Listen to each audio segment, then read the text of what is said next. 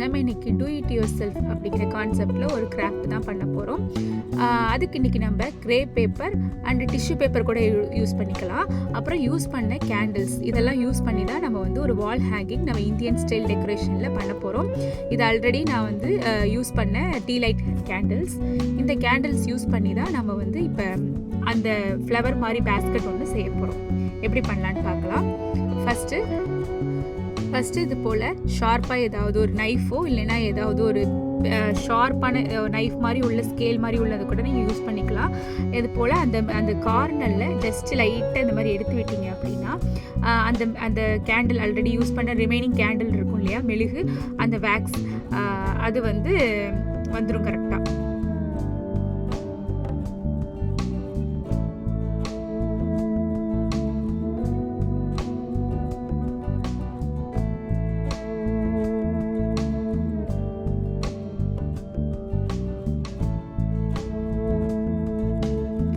போல் அந்த வேக்ஸ் எடுத்ததுக்கப்புறமா அந்த கேண்டில் ஹோல்டரில் சென்டரில் ஒரு லைன் மாதிரி நம்ம நெயில்ஸ் வச்சு பண்ணிக்கலாம். அப்போ தான் வந்து நம்மளுக்கு வந்து எக்ஸாக்டாக சென்டர் பாயிண்ட்டு கிடைக்கும். ஸோ அதுக்காக நெயில் மாதிரி வச்சுட்டு இது போல் நீங்கள் ப்ரெஸ் பண்ணிங்க அப்படின்னா நம்மளுக்கு அந்த ஷேப் கிடச்சிரும்.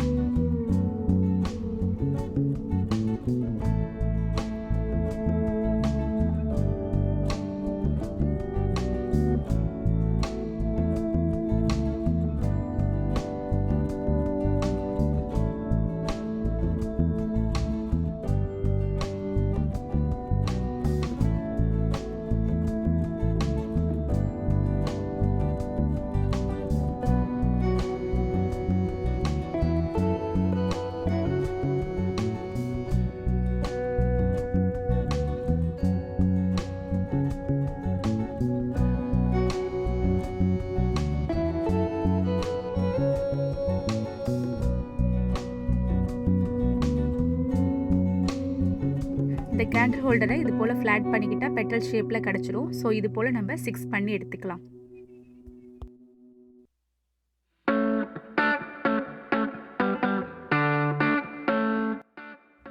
அடுத்து ரவுண்ட் ஷேப்பில் நான் வந்து இந்த மாதிரி ஒரு ரிங் எடுத்திருக்கேன். நீங்கள் இதுக்கு பதிலாக நீங்கள் வந்து உங்களோட பேங்கிள்ஸ், ஓல்டு பேங்கிள்ஸை கூட மெட்டல் பேங்கிள்ஸ் யூஸ் பண்ணிக்கலாம்.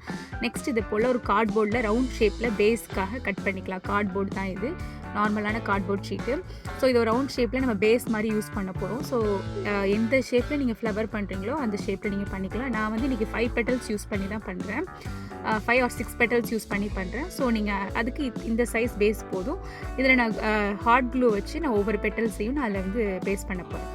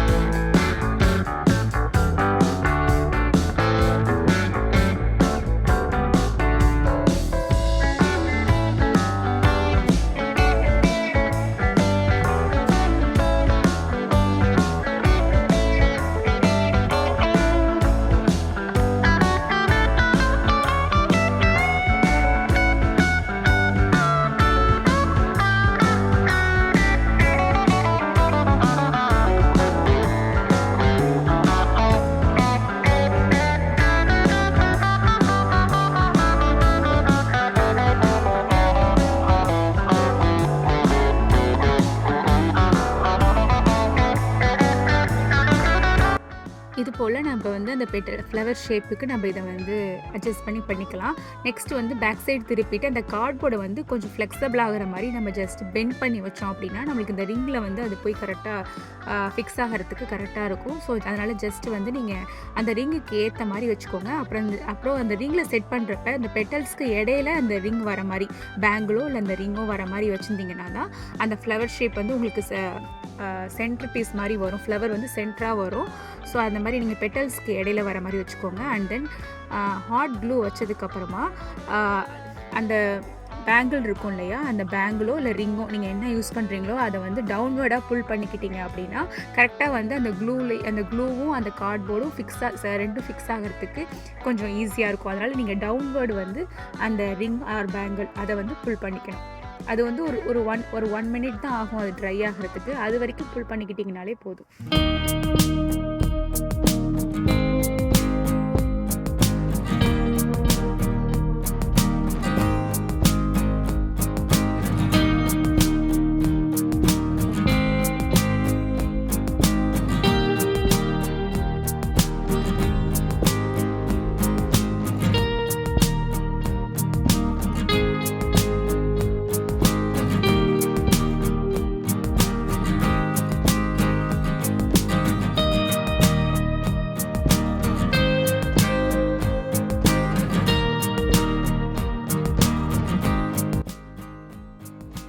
இப்போ நம்மளோட ஃப்ளவர் பேஸ்கெட் ரெடி ஆகிடுச்சு பர்ஃபெக்டாக. அடுத்தது நம்ம இதுக்கு கலர் பண்ணிடலாம்.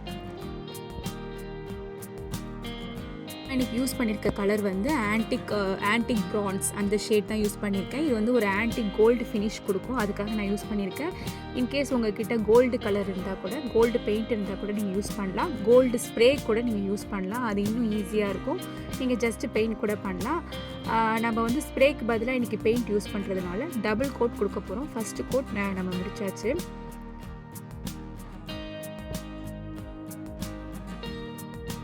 இது நல்லா ட்ரை ஆனதுக்கப்புறமா நம்ம வந்து இது நல்லா ஃபுல்லாக ட்ரை ஆகிடட்டும். அதுக்கப்புறமா நம்ம செகண்ட் கோட் கொடுத்தோம் அப்படின்னா நல்ல ஒரு அந்த ப்ரான்ஸ் ஷேடில் ஆன்டிக் ஃபினிஷ், ஆன்டிக் கோல்டுன்னு சொல்லுவோம் இல்லையா, அந்த ஷேடில் இது நம்மளுக்கு கிடைக்கும்.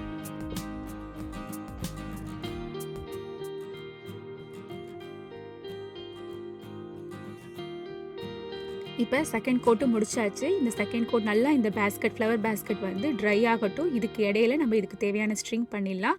நான் இன்றைக்கி வந்து ஆரஞ்சு கலர் கிரே பேப்பர் தான் யூஸ் பண்ணுறேன். நம்மளுக்கு இது டாலர் ட்ரீலே கிடைக்கிது. இதுக்கு பதிலாக நீங்கள் டிஷ்யூ பேப்பர் இருந்தால் கூட, கலர் டிஷ்யூ பேப்பர்ஸ் இருந்தால் கூட நீங்கள் யூஸ் பண்ணிக்கலாம். அதுவுமே சேமாக தான் இருக்கும். ஸோ வந்து அந்த கிரே பேப்பரை நம்ம வந்து பூ கோக்கிற மாதிரி கோக்க போகிறோம். இதே மாதிரி தான் ஃபஸ்ட்டு எந்த சைஸ் நீங்கள் நீடில் வேணாலும் யூஸ் பண்ணிக்கலாம். ஸோ பூ கோக்கிற மாதிரி நம்ம இது கோக்க போகிறோம். நான் வந்து அந்த இது அடியில் வந்து கலண்டு வந்துடக்கூடாதுங்கிறதுக்காக இதை நான் ஒரு மணி மாதிரி ஒன்று வச்சுருக்கேன். அதுக்கு அடுத்தது இதை நம்ம ஸ்டார்ட் பண்ணலாம்.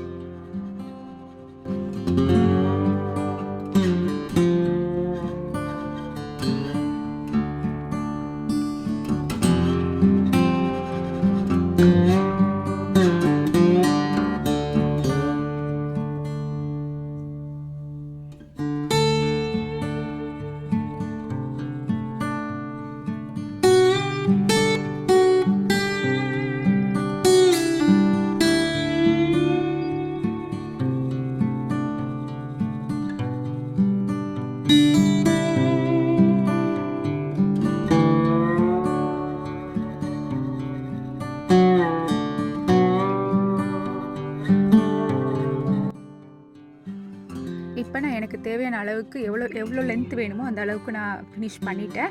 லாஸ்ட்டாக நம்ம இதை முடிச்சு போகிறதுக்கு முன்னாடி இந்த மாதிரி லைட்டாக ஒரு குட்டியாக மேலே ஒரு கட் போட்டுக்கிட்டோம் அப்படின்னா நம்ம அந்த இடத்துல அந்த முடிச்சு போட்டுக்கலாம். அப்போ தான் நம்மளுக்கு வந்து அந்த ஸ்ட்ரிங் வெளியில் வராமல் இருக்கும். ஸோ அதனால் லாஸ்ட்டாக இது போல் லைட்டாக ஒரு கட் மாதிரி போட்டு மேலே ஏதாவது லாஸ்ட் எட்ஜில் ஒரு கட் போட்டுக்கிட்டிங்கன்னா உங்களுக்கு ஈஸியாக இருக்கும்.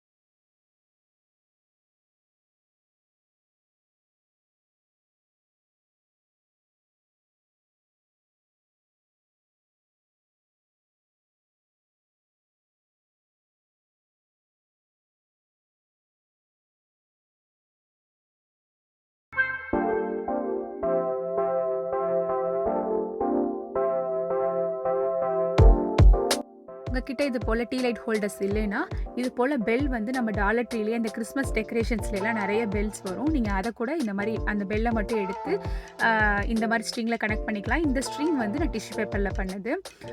ஸோ இன்கேஸ் இது ரெண்டுமே இல்லைனாலும் ரொம்ப சிம்பிளாக ஒரு கார்ட்போர்டு எடுத்து நம்ம இது போல் பெல் ஷேப் வரைஞ்சிட்டு அந்த பெல் ஷேப்புக்கு கோல்டன் கலர் கொடுத்து கூட நம்ம வந்து அதில் ஜாயின் பண்ணிக்கலாம். ஹோல் போட்டு அந்த கார்ட்போர்டில் ஹோல் போட்டு நம்ம அந்த ஸ்ட்ரிங்கோட ஜாயின் பண்ணால் அதுவுமே ரொம்ப சூப்பராக ட்ரெடிஷ்னல் பேக் ட்ராப்பாக நல்லாயிருக்கும்.